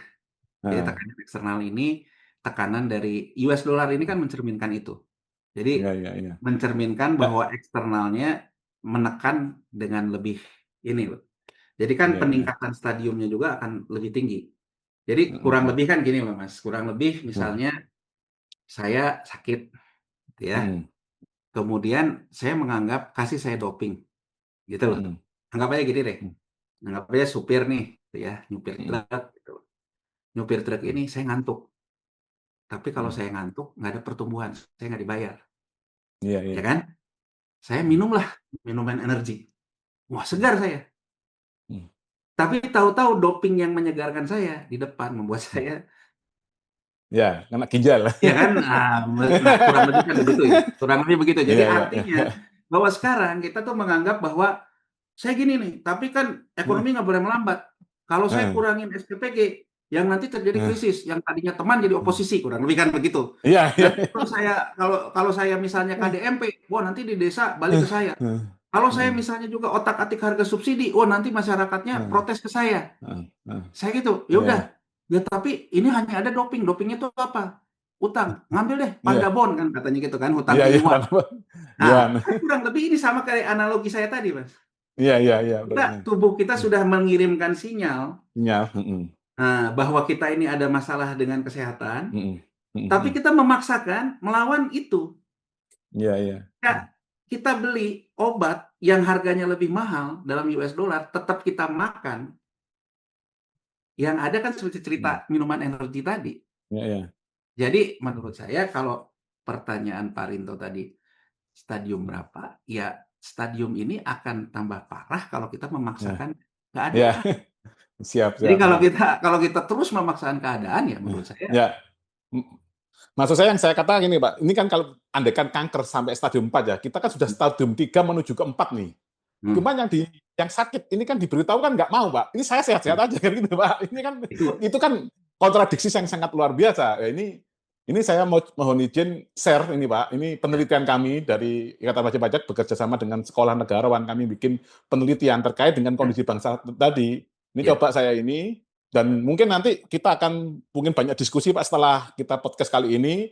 Ini Bapak layak ini Pak untuk memikirkan ke depan, karena nanti perangnya itu akan memang perang globalisasi gitu. Bahkan kita jangankan globalisasi, modernisasi saja kita belum siap gitu Pak. Kampus-kampus itu yang saya lihat itu tidak melakukan riset yang berguna untuk kemajuan negara ini, terutama di bidang teknologi itu Pak Yonas. Saya izin share screen Mas Awan ya. Sekilas saja nanti. Sekilas.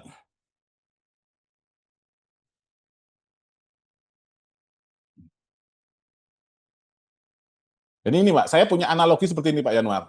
Ya. Nah ini nanti bisa disanggah atau apa ini Pak. Jadi kondisi kita saat ini seperti ini Pak Yanuar. Jadi ini rakyat, ya ini sebagai saya analogikan mantan istri, janda, diceraikan oleh MPR itu sejak amandemen ketiga tahun 2001. Nah, sejak amandemen ketiga 2001. Nah, itu Nah, sejak amandemen kita kan tahun 2001. Lah itu kedaulatan di tangan rakyat dijalankan oleh Undang-Undang Dasar. Akhirnya MPR di sebelah sini Pak Yanuar, Mas Awan.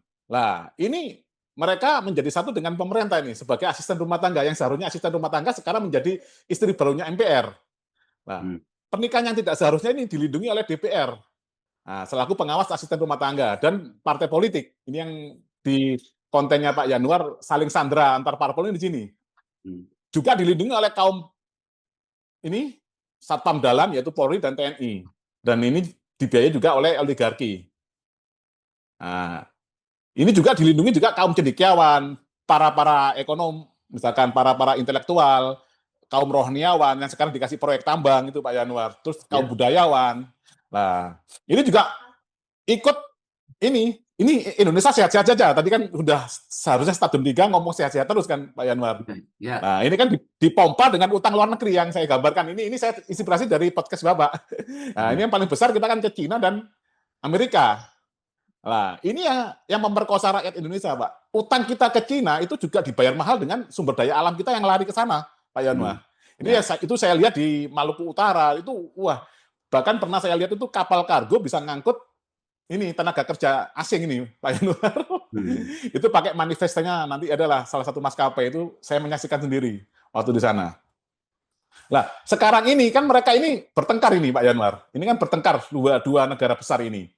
Nah, ini akhirnya pemerintah ini kan bingung ini Pak. Ini mau ke Amerika atau mau ke Cina kan ini kalau ke Cina otomatis Amerika marah kan itu Pak. Ya. Betul Pak ya benar ya. Ya. Nah, ya. Ini nanti inilah problematik secara gambaran analogi struktur ketatanegaraan kita ini berdasarkan amandemen keempat Undang-Undang Dasar ini Pak Yanuar. Dan fiskal moneter kita itu ke luar negeri ternyata itu ada di konstitusi kita pasal 23C kalau tidak D. Negara membutuhkan suatu bank sentral yang diatur oleh undang-undang. Di dalam undang-undang dikatakan bahwa bank sentral ini harus independen. Tidak boleh ada campur tangan pemerintah. Ini kan lucu, Pak. Sementara kita menganut sistem presidensil, kepala negara dan kepala pemerintahan jadi satu. Sangat ironis sekali kalau kita punya suatu lembaga negara, itu bank sentral yang tidak bisa diatur oleh pemerintah. Yang dalam hal ini kalau kita menganut presidensial adalah jadi satu, kepala negara dan kepala pemerintahannya. Lalu solusi kami, ini tawaran solusi ini, Pak Yanuar, biar rakyat ini bahagia. Kita harus membentuk MPR baru untuk menikahkan rakyat kembali. Nah, yang kita analogikan ini istri dan suami, tapi MPR-nya bukan dari partai politik, Pak Yanuar. MPR-nya dari intelektual, rohaniawan, budayawan, dan dari militer. Tapi militernya yang sudah purnawirawan. Bukan yang pegang senjata. Nah, nanti seperti inilah MPR. Pak Yanuar ini sebagai ekonom, ini harus memikirkan kondisi ini yang paham fiskal dan moneter ini. Pak Yanuar. Barulah di sini kita bedakan pemerintah yaitu presiden, ini di luar keluarga kita. Keluarga negara ini ada suami, istri, dan anak. Nah, ini barulah jadi orang luar. Dia memang TKI 1 atau pembantu rumah tangga nomor 1. Kepala pemerintahan yaitu presiden, terus ada DPR selaku pengawas ART, dan partai politik ini adalah jasa agen ART, Pak Yanuar. Ini yang tugasnya dia ini mencari calon kepala pemerintahan yaitu presiden dan anggota DPR RI, tapi diseleksi di MPR ini Pak Yanuar. Jadi nanti debatnya itu bukan di kayak KPU itu. Ini seleksinya sangat luar biasa. Di sini harus ketat karena wakilnya rakyat, mandataris rakyat di MPR ini sudah terdiri dari 4 pilar penjaga kedaulatan rakyat, yaitu kaum intelektual, rohaniawan, budayawan, dan militer. Ini yang gambaran ini solusi untuk menyelesaikan tadi bottleneck di politik itu Pak Yanuar. Kalau yang Bapak paparkan tadi saya sepakat, itu sangat benar, dan ternyata kita memang belum pernah benar-benar merdeka Pak Yanuar. Sejak mulai tahun 45 itu, bahkan saya sudah tahun ini aja saya 2 kali ke Belanda Pak Yanuar. Saya sudah banyak ada tim kita di sana juga. Nah, bahkan konsep kami ini yang saya bawa ini sudah kami serahkan juga ke Pak Mahfud MD juga. Ada juga kemarin Ketua Komisi 13 dari Mas, siapa yang namanya kemarin itu, Mas Rizky atau apa, itu dari Partai Demokrat. Itu mungkin nanti kita akan banyak ini diskusi di luar ini dengan Pak Yanuar terkait bahwa kita harus solidaritas internal ini Pak Yanuar, kalau pemikirannya. Karena kalau enggak, kami wajib pajak yang akan dikorbankan. Karena sekarang di Jawa Timur kemarin ada 3.163 rekening yang diblokir. Barusan ini Pak Yanuar. Mas Awan. Nah, terus belum lagi restitusi yang ditahan. Terus terkait dengan sumber daya alam kita, terutama batu bara Pak Yanuar, itu riset dari IWPI mengatakan bahwa ternyata batu bara ini itu justru restitusi yang paling besar itu adalah perusahaan batu bara Pak Yanuar. Karena batu bara ini sejak Undang-Undang Cipta Kerja ya tahun 2022 Mas Awan ya, Undang-Undang Cipta Kerja itu batu bara dan sumber daya alam mineral ini Pak Yanuar yang dulunya bukan BKP, bukan barang kena pajak, itu dijadikan BKP Pak Yanuar. Barang kena pajak. Lah efeknya apa? Karena ini barang kena pajak dan ini lebih banyaknya ke luar negeri, yang ternyata di Undang-Undang PPN itu kalau barang itu ekspor itu PPN-nya 0, DTP ditanggung pemerintah, akhirnya restitusinya naik Pak Yanuar. Itu 1 tahun dari sumber daya alam mineral ini, itu saya hitung bisa sampai 225 triliun restitusi dari pengusaha tambang. Jadi ini yang kaya semakin kaya. Menyambung dengan penjelasannya Bapak, tadi yang punya uang di atas 5 miliar, tambah kaya terus. Karena justru dia udah harganya tinggi, tapi PPN-nya 0, nggak bayar PPN, tapi malah dapat restitusi. Karena semua pembeliannya, karena dia BKP, semua pembeliannya beli traktor, beli tenaga kerja, misalkan outsourcing, itu PPN-nya bisa direstitusi.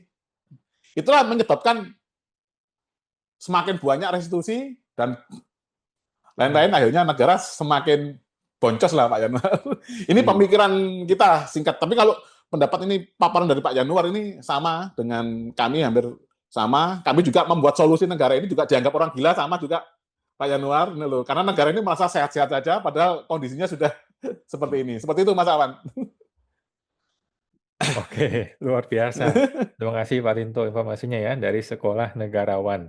Nah, mungkin saya ada pertanyaan nih buat Pak Januar nih. Jadi kan ujung-ujungnya kan solusi cuma ada 2 nih Pak. Solusi opsi 1 adalah menambah uang, bisa dengan naikin pajak atau naikin hutang. Solusi opsi 2 adalah mengurangi beban, batalkan MBG dan KDMP. Nah, ada solusi lain nggak dari Pak Yanuar? Atau bagaimana nih Pak solusinya buat masukannya Pak Purbaya? Seandainya nih Pak Purbaya tanya nih, Pak Yanuar saya minta bantuan dong gimana solusinya? Bapak mau apa kira-kira? Kalau saya, mungkin saya akan sama dengan apa yang dikatakan oleh Elon Musk ke Trump. Oh, oke. Jadi Elon Musk ini kan pendukung Trump, ya. Oke. Kemudian ketika Trump menang, dia dijadiin menteri efisiensi itu, gitu ya, Doge itu. Oh.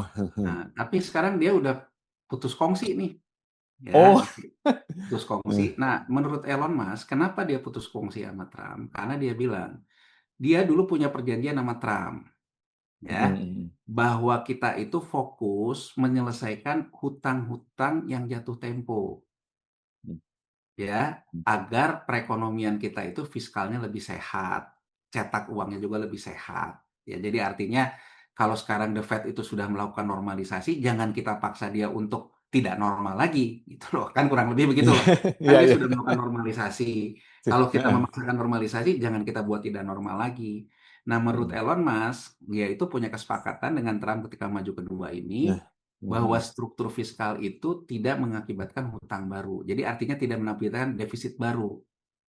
Jadi penyelesaian instrumen moneter yang disebut dengan cetak uang dan sebagainya itu fokus di penyelesaian hutang lama. Nah, saya mungkin kalau ditanya seperti itu, saya akan mengatakan bahwa kita fokus saja dulu menyelesaikan persoalan hutang lama. Nggak usah nambah defisit baru dulu. Jadi akan halnya misalnya kalau itu yang dianggap bisa mengatasi persoalan daya beli, persoalan segala macam itu, anggap saja itu adalah MBG dan KDMP, berarti kan refocusing. Ya kan? Presiden ini selalu mengatakan di mana-mana bahwa MBG itu dari hasil uang dia menghemat di banyak tempat gitu loh. Plus koruptor ya, sitaan koruptornya. Kan, fakta yang terjadi, defisitnya melebar. Jadi kan sebetulnya, ya gini loh, anggap aja Anda ngambil anggaran 20. Tapi kemudian MBG-nya Anda buat 100. Ya, itu kalau menurut saya bukan refocusing ya, gitu. Jadi bukan mengalokasikan. Dia misalnya menghemat yang dikatakan belanja-belanja itu, yang bisa dihemat katakan cuma 10. tapi MBG-nya 1000 gitu. Kan menurut saya nggak apple to apple ya, gitu. Jadi artinya nggak apple to apple terhadap apa yang dilakukan. Sebenarnya yang terjadi kan itu. Dan yang harus jadi faktor cermatan tuh apa coba? Hmm. Salah satu yang berkurang tuh transfer keuangan daerah kan. Ya, betul. Nah, Di berita Kompas minggu lalu ada beberapa daerah yang sudah tidak bisa membayar honorer P3K itu, PPPKA itu, PTKK. ya kan? Ya, Menurut saya ini hati-hati loh. Itu tuh udah hmm. menunjukkan gagal fiskal juga loh. Iya sih.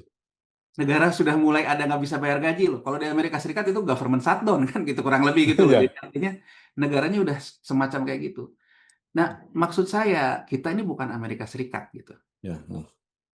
Amerika Serikat iya ruling currency. Hmm. Oke. Kita bukan ruling currency. Hmm. Jadi saya ingin mengatakan kenapa Amerika Serikat itu juga punya kawan bersama. Hmm. Terlepas mereka berbeda pendapat soal Trump, tapi soal bahwa US dollar harus tetap jadi hegemoni, mereka satu kawan di Anda partai apapun mereka kawan bersamanya di situ.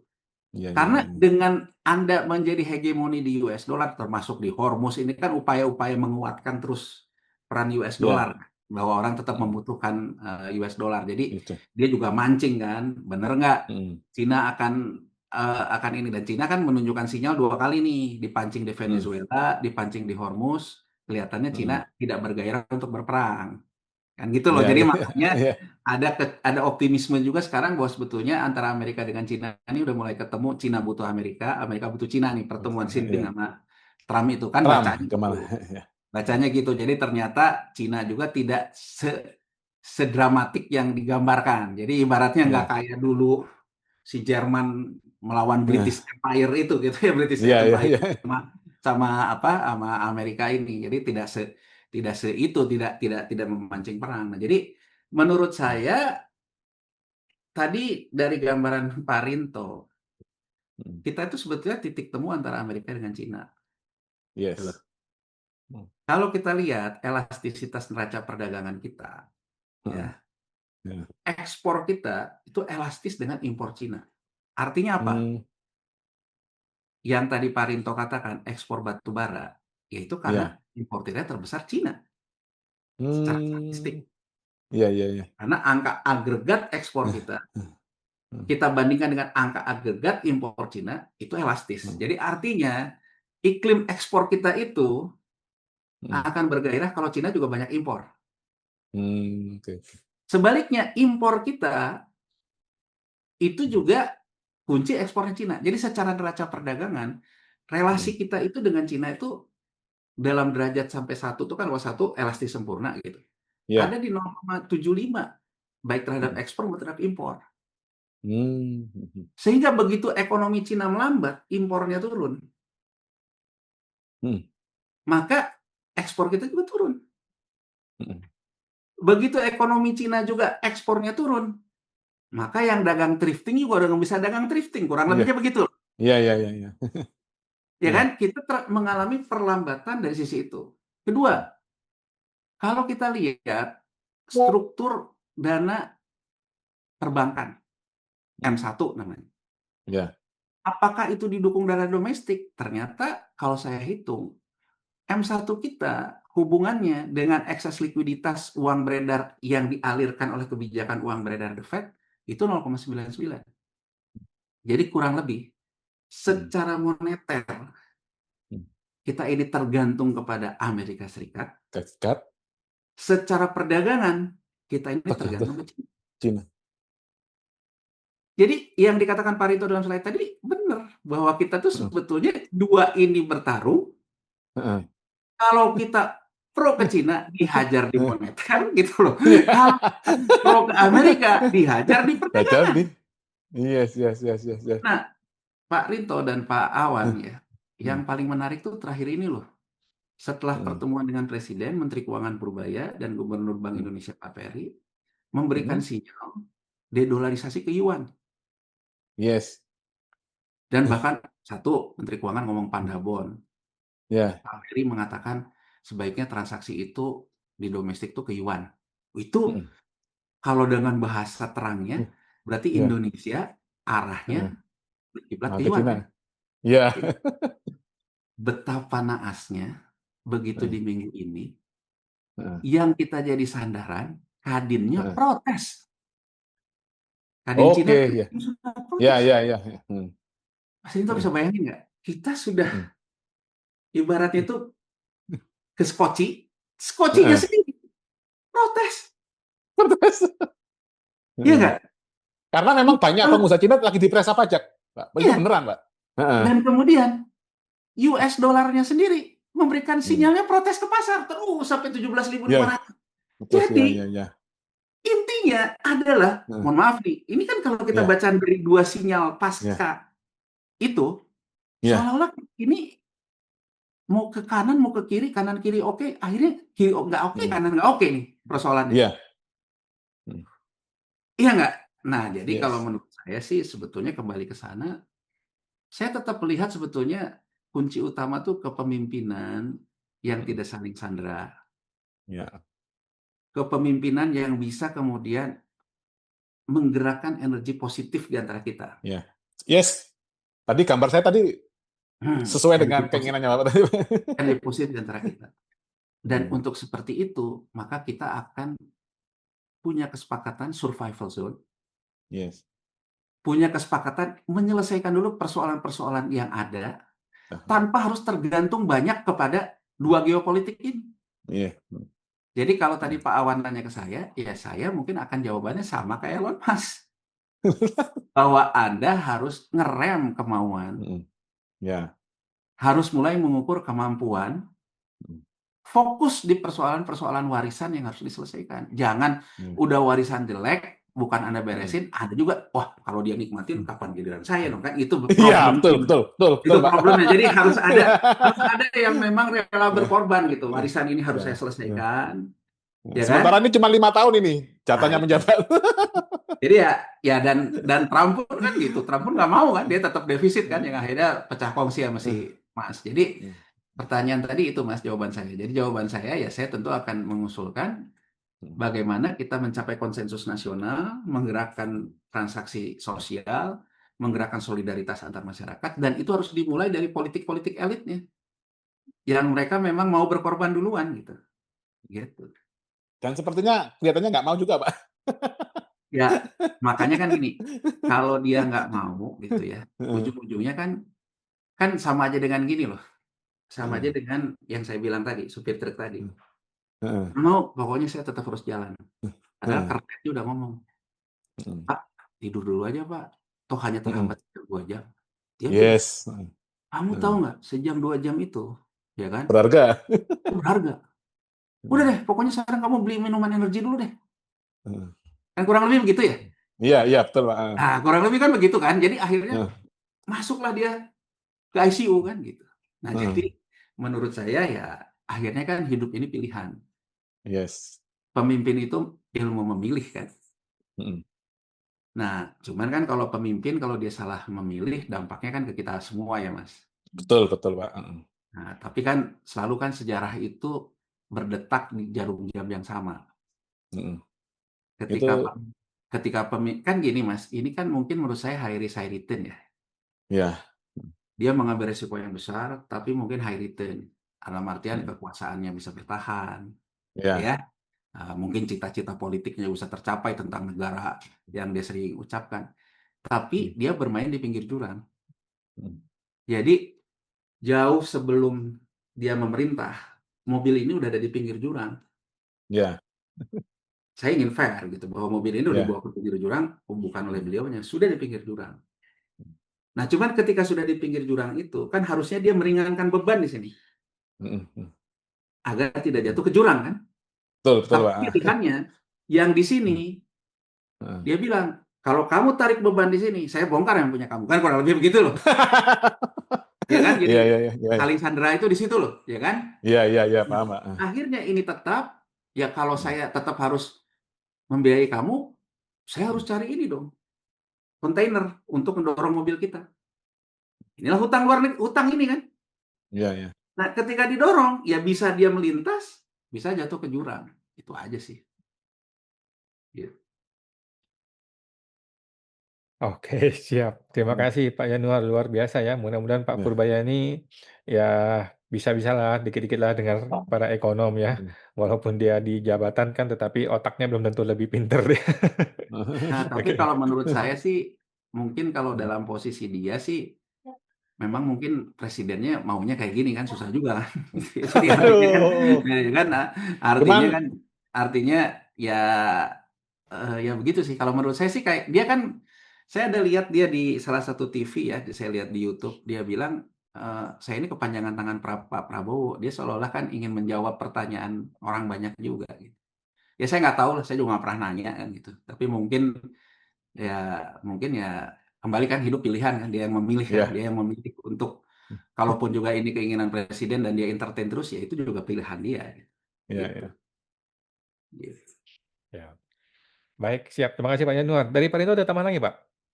Ya, tambahan sedikit aja Mas Awan. Jadi saya sepakat dengan pendapatnya Pak Yanuar tadi terkait dengan partai politik tadi, pimpinan partai politik itu yang bisa kita lakukan sebagai ini ya, intelektual Pak Yanuar.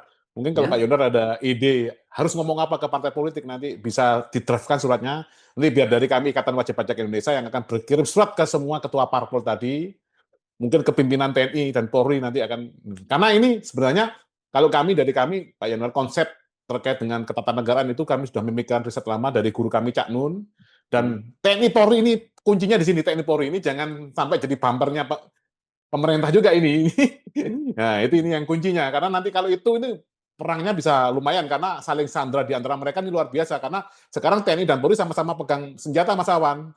Polri punya BRIMOB dan badan teroris, dan tentara kan otomatis sudah pegang senjata. Dan ini banyak dosa-dosa masalah yang diutarakan Pak Yanur tadi terkait dengan pertambangan, perkebunan, itu kan sangat mungkin kalau ada surat itu konsepnya nanti bisa ke kami Pak Yanuar, nanti bisa kita bantu kirim ke semua itu. Kita cooling down lah untuk demi, karena ini juga hancur juga kan, kita ada di oh iya, rumah ini juga saya masalahnya. pun begini loh, saya juga mungkin ingin mengklarifikasi. Kalau saya sekarang mengatakan di depan kurva kita ingin krisis, saya sekali lagi, saya lebih suka prediksi saya tidak terbukti. Jadi kalau misalnya ada statement dari Menteri Yes. Keuangan Pak Purbaya, ekonomi ini pengen prediksinya terbukti, enggak.